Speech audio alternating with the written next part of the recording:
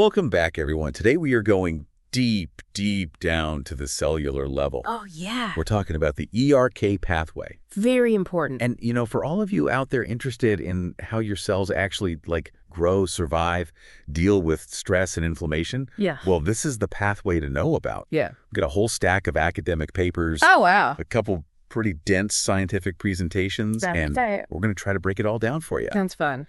So, Yeah, this should be a fun deep dive. okay, so let's start big picture, What is this ERK pathway? ERK pathway. What So does it do? Why should we care? the ERK pathway is like one of the major signaling pathways in cells. Okay. It's this chain reaction of molecular events, and each step is like really specific. Yeah. It leads to a specific outcome. And so this one in particular, the ERK pathway, is involved in cell growth, division, survival, and how cells respond to stress and inflammation. Gotcha. So if that pathway gets messed up, you're probably going to have problems. Oh, for sure. Think about uncontrolled cell growth. That's Yeah. a hallmark of cancer. Right. If a cell can't respond to stress and inflammation correctly, Yeah. you have a whole cascade of diseases that can happen. So understanding this pathway is vital. Right. So Okay. So how do we even find this thing? It seems like a pretty hard thing to just, stumble upon. well, it's kind of a journey, and it takes us all the way back to the 80s when scientists were studying how cells respond to growth factors. Yeah. They knew that growth factors could stimulate cell division, but they had no idea how the signal went from the outside of the cell to the inside. So they were trying to trace the steps Yes, exactly. like a detective. Like a detective, and one of the key things they discovered was phosphorylation. Okay. They found that certain proteins were becoming phosphorylated, meaning they had phosphate groups added to them Okay. in response to growth factor stimulation. So it's like flipping a switch, Yeah, like an on switch. and one of those proteins that gets phosphorylated Yeah, turned out to be ERK. you got it. Yeah. So they called it MAP kinase, which is short for mitogen-activated protein kinase. Right. Because it was activated by mitogens, which are substances that stimulate cell division. Right. And as research progressed, Yeah. scientists realized that this MAP kinase was actually ERK, or extracellular signal-regulated kinase, Okay. one of the key players in this MAP kinase family. Gotcha. So finding ERK was a big moment. Huge. It was a huge moment in cell signaling research. Okay. It helped researchers understand how those external signals, like growth factors, could be relayed inside the cell to create a specific response. Right. But the story doesn't stop there. The more scientists dig, the more they realize it's involved in way more stuff than they initially thought. Okay, so we kind of got a handle on what this ERK pathway is. Right. How we found it. Yep. So let's get into the nitty-gritty now. Yeah. How does this signal move through the cell? I mean, it sounds like a pretty complex process. It is. Imagine it's like a perfectly choreographed dance, molecular dance, and every step's timed, executed flawlessly. So it all starts with a signal from outside the cell. Okay. Could be a growth factor, a hormone, even a stress signal that binds to a specific receptor on the cell's surface. Right, like a key Yes. into a lock. Exactly. And so when that key goes into the lock, the receptor changes shape, right? The receptor, exactly. The receptor changes shape, and that's super important. Yeah. That allows it to interact with other molecules inside the cell, and that starts this whole cascade. The ERK pathway. The ERK pathway, exactly. Okay, so the receptor changes shape, things start moving. Mm-hmm. Who are the main players in this cellular dance? Who's on the dance floor? Okay, so one of the first molecules to come on the dance floor is ROS, ROS, okay. a family of proteins called ROS, and they're like messengers Okay. waiting for their cue. So the receptor activates ROS. What does that even mean? What makes ROS so special? What does it do? So RAS proteins, we call them small GTpases. Just think of them like tiny switches that can turn on and off. Okay. So when RAS is activated by the receptor, it binds to a molecule called GTP Okay. that flips the switch to on, and then RAS can interact with a ton of other proteins, which triggers this whole chain of events that leads to ERK activation. Okay, so RAS is kind of the VIP here. RAS is a big deal. Who does it talk to get things moving toward ERK? So one of RAS's major partners is RAF. RAF. RAF's an enzyme. It's a kinase. Okay. That means it can add phosphate groups to other proteins. Remember phosphorylation. Right. It's like flipping the switch. That on and off switch. Okay. So RAS activates RAF by phosphorylating it. Not quite. So RAS doesn't directly phosphorylate RAF. Go ahead. Instead, it helps RAF bind to other molecules and change its shape, and that turns it on. Oh, okay. Once RAF is activated, it starts a chain of phosphorylation events. That leads to ERK. So it's like RAS is like giving RAF a pep talk. Yes, yes. And putting it in position. Guidance counselor. Yeah, there you go. Getting RAF ready. So then RAF's job is to activate another kinase called ME. MK, yeah. And then ME Activates ERK. and activates ER. So you got RAS, RAF, MEK, ERK. Every step is like adding that phosphate group. It's like a relay race. Yeah. Passing the baton. Right. Yeah. And that final phosphorylation of ERK by MEA, that's what flips the switch. Okay. And that lets ERK do all its important stuff. So this is where it gets really interesting. ERK is activated. Yes. It's ready to go. What does it even do? What's changing in the cell because of this whole crazy process? Well, that's a good question. We got to go even deeper. So ERK doesn't just sit there. Right. It's moving around the cell, interacting with all kinds of other molecules. Okay, so where does it go? Who does it talk to? One of his favorite spots is the nucleus. Okay. That's where the DNA hangs out. And ERK can actually influence which genes are turned on or off. Wow. So this tiny little ERK can control genes. It's powerful. Shows how important ERK is. Yeah. It can control cell growth, Right. division, even cell specialization. So it's like ERK is conducting the orchestra, Yes. telling different genes when to play. Exactly. It's not just about the genes, though. ERK interacts with other proteins in the cytoplasm. Which is the part outside the nucleus. Yes, outside the nucleus. Uh-huh. It can change how proteins are made, how they fold, how they're moved around the cell. Wow. So ERK is a busy bee. It's multitasking. It's doing a lot. Yeah. So the nature of those interactions, like whether it's promoting or inhibiting something, All right. depends on a lot of factors. Yeah. Cell type, signals it's getting, the environment. So it's like this giant web of interactions. Yes. With ERK right in the middle, pulling all the strings. Great way to visualize it. Shows how interconnected everything is. Yeah. And we're not done yet. Remember those other receptors? CV1, CB2, 5-HT2A, yeah. They all have their own roles. Yeah. And they can interact with ERK in some pretty interesting ways. Okay, so let's bring those other receptors in. Okay. You mentioned they can interact with ERK. Right. What does that look like? Do they directly activate ERK, or is it more complex? Usually it's a bit more complex than a direct interaction. Okay. Sometimes they might directly influence ERK, but often they work through these intermediary molecules and pathways. Like a game of telephone. The message gets passed around until it hits ERK. Exactly. Okay. And the message can even change depending on which molecules are involved. For example, activating CB1 receptors can lead to the activation of certain G proteins, Okay. which can then activate other enzymes Okay. that ultimately influence the activity of RAS. Remember RAS? Yeah, the VIP. The VIP, exactly. Right. So anything that affects RAS can indirectly affect ERK. So activating CB1 can eventually nudge ERK into action. Exactly. What about CB2 and 5-HT2A? Do they work kind of similarly? They can. The details might differ, but the main idea is that activating these receptors can set off these intracellular events Okay. that ultimately influence ERK activity. For example, stimulating CB2 receptors, you often find them on immune cells, Okay. can lead to changes in the levels of certain signaling molecules Okay. that can either boost or suppress ERK activity. It just depends on the context. So these receptors are like different knobs Yes. on a control panel, each fine-tuning ERK activity in their own way. Exactly. And it's interesting because all these receptors are involved in very different things. CB1 is pain, appetite. Right. CB2 is inflammation, immune responses. Right. 5-HT2A is like mood and cognition. Right. So it seems like ERK is like a crossroads It's a convergence point. It's Yeah. like a central hub. for all these different signals. It highlights how complex cell signaling is. Yeah. These seemingly separate pathways, each with their own receptors and signaling molecules, Yeah. can all influence each other through these hubs like ERK. This is so complex. It is. It really makes you appreciate what's happening inside our cells all the time. Constantly. But it also makes you think, if this pathway is so powerful, how is it kept in check? That is the question. If ERK is always being activated, Yeah. wouldn't that just cause problems? You would think. Yeah. You would think. Yeah. And that's why the cell has all these mechanisms to make sure ERK activation is controlled. Right. One important mechanism involves enzymes called phosphatases. Phosphatases. Yeah. So kinases add phosphate groups.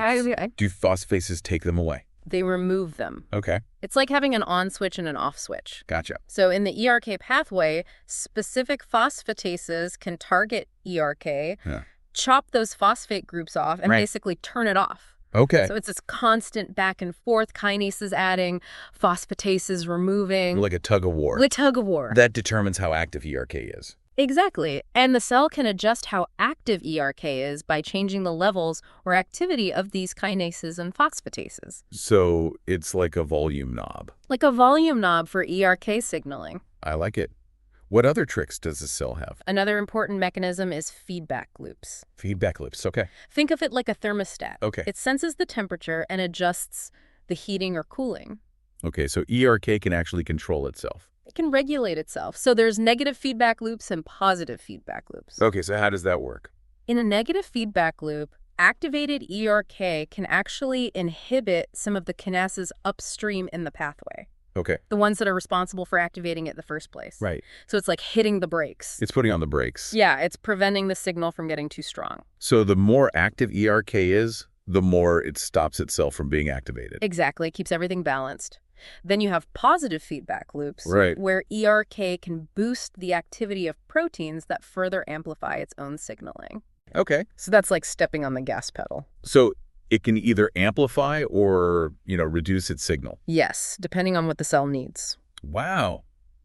That's pretty sophisticated. It is. It adds this whole other layer of complexity to the pathway, allowing the cell to fine-tune its response. Okay, so we got phosphatases. Yeah. We got feedback loops. What else is the cell doing to regulate this? The cell also uses spatial control. Think of it like zoning in a city. The cell can restrict ERK activity to certain areas to prevent it from having too many widespread effects. For instance, ERK might be active in the nucleus to regulate gene expression, but kept inactive in the cytoplasm. So it's like ERK is confined to certain neighborhoods in the cell, and it can only interact with certain molecules in those areas. Precisely. And the spatial control is achieved through these scaffolding proteins. They're like molecular organizers. They bring the right molecules together at the right place and the right time. It's like a very exclusive molecular party. Exactly. Only certain molecules get to come. Exactly. Okay, so spatial control, check. What about time? Time, yes. Does the cell control how long ERK stays active? Yes, it does. How long it's active is just as important as where it is. The cell has to make sure it doesn't stay active too long and cause unintended effects. So it's like setting a timer. How does it set the timer? What turns ERK off after it's done its job? One way is by degrading ERK proteins. The cell basically tags ERK for destruction after a certain amount of time. Okay.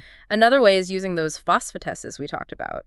They can quickly deactivate ERK by taking away those phosphate groups that keep it on. So destroy it or deactivate it. Exactly. That cell's got a multi-pronged approach here. Multi-pronged approach, yeah. Shows you how important it is to keep it under control. When these controls break down, you get dysregulation, and that can lead to a lot of diseases. Like uncontrolled cell growth, inflammation, all that kind of stuff. All those. That can come from, powerful pathway that's not regulated properly. Exactly. And that's why understanding these regulatory mechanisms is so important for developing new therapies that can target the pathway safely. Okay, so we've covered a lot. We talked about how we found ERK, all the complicated steps to activate it, how it affects the cell, and all the ways it's kept in check. It's a fascinating pathway. It is. And we've only just scratched the surface. Yeah, I'm already kind of amazed by how much we've learned.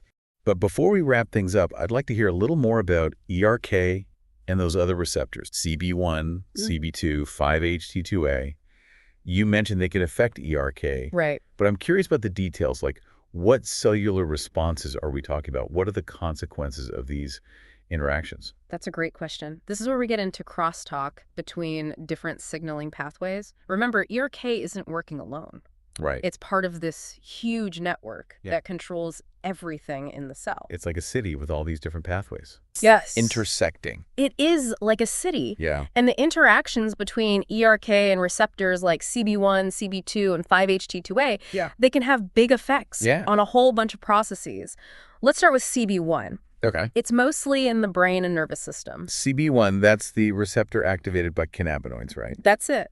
And when CD1 is activated, it can set off a series of events that end up influencing ERK. Okay. For example, activating CB1 can lead to the release of certain neurotransmitters, Okay. which can then bind to their own receptors on nearby cells, Okay. starting another chain reaction Okay. that can eventually hit the ERK pathway. So it's like a domino effect. Yes, a domino effect. One signal triggers another? Yeah. And eventually ERK is affected. Exactly. And what happens because of this interaction really depends on the cell type and the context. Right. Sometimes activating CB1 can boost ERK activity, Okay. which could lead to cells surviving better or changes in gene expression. Other times, it might actually suppress ERK activity, Right. which might reduce cell growth or change neuronal plasticity. So it's like activating CB1 can either turn up or turn down. It's like a volume knob. The ERK signal, yes. Exactly. What about CB2 and 5-HT2A? They work kind of the same way. They can.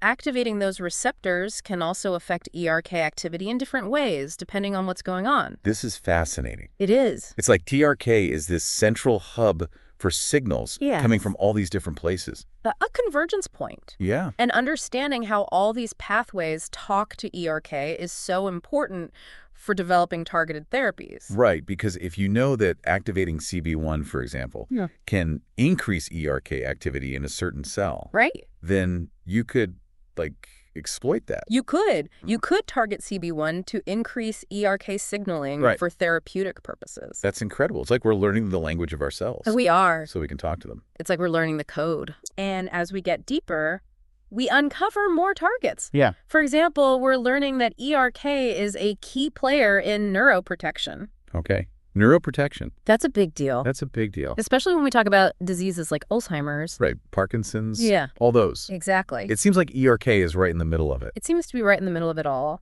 So we'll have to dive into that next time. Neuroprotection. That's a whole other deep dive. Yeah, that's a whole other conversation. That's for next time. So how do we protect those precious brain cells? That's where ERK steps in, acting as a kind of cellular guardian. Research suggests that activating ERK can actually shield those neurons from harmful stuff. It can actually increase their resilience and make them more likely to survive. So how does it do that? What are ERK's secret weapons for neuroprotection? Well, it's got a multi-pronged approach. ERK can influence a whole bunch of cellular processes that help protect neurons. One of the big ones is its ability to activate proteins involved in DNA repair. Okay, so it's like ERK calls in a repair crew to fix any damage to the neuron's genetic code. Exactly. It's like a first responder, making sure the neuron's DNA is in tip-top shape, even when things are tough. And that's not all. ERK can also ramp up the production of antioxidant enzymes. Those are the cellular superheroes that fight off those nasty free radicals. Right. Free radicals are like tiny little wrecking balls bouncing around and causing all sorts of trouble. So the antioxidant enzymes are disarming them. Yes, stopping them from causing too much damage.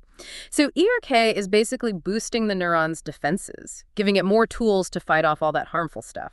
And get this, ERK can actually stop neurons from undergoing programmed cell death. Okay, wait, that's apoptosis, right? Yeah. When a neuron's under a lot of stress, it might decide to just self-destruct, but ERK can step in and be like, hold on, not so fast, let's see if we can save you. So ERK is a lifesaver, keeping those stressed out neurons from giving up. It really is, and there's even research that suggests ERK can actually boost synaptic plasticity. Okay, so synapses are the connections between neurons. And plasticity means those connections can get stronger or weaker over time. So it's basically learning and memory, right? Exactly. It's how our brains adapt and change based on our experiences. So not only is ERK protecting those neurons from damage, it might actually help them learn and remember better. That's what the research suggests. It seems like ERK is really essential for a healthy, well-functioning brain. Not only stopping damage, but maybe even making things work better. So what does all this mean for treating these really serious brain diseases, like Alzheimer's and Parkinson's? Well, the possibilities are pretty exciting. If we can find a way to use ERK's neuroprotective powers, we might be able to slow down or even completely stop the progression of those diseases. That would be amazing. So how are scientists approaching this? What kind of strategies are they using to manipulate ERK to help people? Well, there are a few promising areas they're looking at. One is to develop drugs that can directly activate the ERK pathway. The idea is to increase ERK activity in those vulnerable neurons, making them tougher and more likely to survive. So it's like giving those neurons a little extra ERK, Yeah, boosting their defenses. exactly. Think of it as sending reinforcements, and there are already some promising drugs being developed that target specific kinases in the ERK pathway. Another strategy is to use drugs that can indirectly activate ERK. Okay, how do they do that? Well, instead of going straight for ERK, these drugs target other molecules or pathways upstream, things that can ultimately influence ERK Oh, activity. so they're basically finding other ways to turn up the volume on ERK signaling. That's a good way to put it. It's like we're learning all these different ways to tweak the system and get the results we want. And this approach gives scientists more flexibility. So they can fine-tune the response. Exactly. For example, researchers are looking at ways to change the activity of those receptors we talked about earlier, CB1, CB2, and 5-HT2A. Remember, those can also influence ERK signaling. Right. So it's all about finding the right buttons to push. Exactly. Find the right target, get the right level of ERK activity, and hopefully get a therapeutic benefit. It's really amazing to think about. We're starting to understand these cellular pathways so well that we can actually manipulate them to treat diseases. It's like we're learning to speak the language of our cells. That's it. But there's more. Scientists are also exploring ways to use the brain's own natural defenses. Oh, interesting. Remember, the ERK pathway naturally kicks in when the cell is under stress. Right, like a built-in survival mechanism. Exactly. So researchers are trying to figure out how to trigger this natural response, basically teaching the neurons to be tougher and more resistant to damage. One way to do this is by using short, controlled bursts of stress. Okay, like what kind of stress? Well, things like mild heat shock or exercise. These can actually activate the ERK pathway and make the cells more resilient. So it's like giving those neurons a workout. Yeah, exactly, training them to be tougher and more resistant. So we could potentially tap into the brain's own healing powers to develop new treatments. That's the idea. We're learning how the brain heals itself so we can help it along. That's incredible. It really highlights the power of this research. We're understanding the ERK pathway, we're understanding how it talks to other pathways, and we're opening up all sorts of new possibilities for treating some really tough diseases. It's amazing how much we're learning about this tiny pathway hidden inside our cells, and to think it has so much potential. It is amazing. It really shows the complexity and beauty of life at the molecular level. Okay, so before we wrap up this deep dive, I'd like to hear a bit more about how ERK protects the brain. Can we get into some more specifics? Absolutely. Let's explore those details now. So, you want to dive into the specifics? Let's get into it. One of the key things that ERK does is it actually regulates the transcription of genes that are involved in, antioxidant defense. Oh, okay, so it's like boosting the cell's natural defenses against those harmful free radicals we were talking about. Yeah, exactly. It's like ERK is giving the neurons a shield to protect them from damage. Yeah, makes sense. So are there other ways that ERK is protecting the brain? There are. It can also influence the production of neurotrophic factors. Okay, neurotrophic factors, remind me what those are again? Sure. So neurotrophic factors are these special molecules that are kind of like food for neurons. Okay. They help neurons survive, grow, and make connections with each other. And some research suggests that ERK can actually increase the production of these neurotrophic factors. So it's like ERK is making sure those neurons are well-fed and healthy. Exactly. It's giving them the resources they need to thrive even when they're under stress. This is incredible. So ERK is regulating genes involved in antioxidant defense. It's boosting the production of neurotrophic factors. Is there anything else it's doing to protect the brain? There is. ERK also plays a role in regulating inflammation in the brain. Okay, inflammation is usually a good thing, right? Like when you get a cut or something, it helps your body heal. But too much inflammation can be a problem. Exactly, and it can be a really big problem in the brain. Chronic inflammation is linked to a whole bunch of neurodegenerative diseases, and the cool thing is that ERK can actually help to keep that inflammation in check. Oh, wow. So it's like ERK is a master regulator, controlling all these different processes to keep the brain healthy. It is. It's like the central command center, making sure everything's running smoothly. And when things go wrong, ERK is there to help get things back on track. This has been such an eye-opening deep dive into the ERK pathway. We've learned so much about how it works, how it's regulated, and how it plays a vital role in protecting our brains. It's really amazing to think about all the complex processes that are happening inside our cells every single moment, and to think that we're just beginning to understand the full extent of ERK's power and potential is just incredible. I agree. There's so much more to discover about this pathway, and the research is really moving forward at an incredible pace. Who knows what amazing breakthroughs we'll see in the years to come. Well, I want to thank you for taking the time to share your expertise with us today. It's been an absolute pleasure learning from you. The pleasure was all mine. And to our listeners, thank you for joining us on this incredible journey of discovery. We hope you've enjoyed this deep dive into the ERK pathway, and we encourage you to keep learning and exploring the fascinating world of cellular signaling. Until next time, stay curious.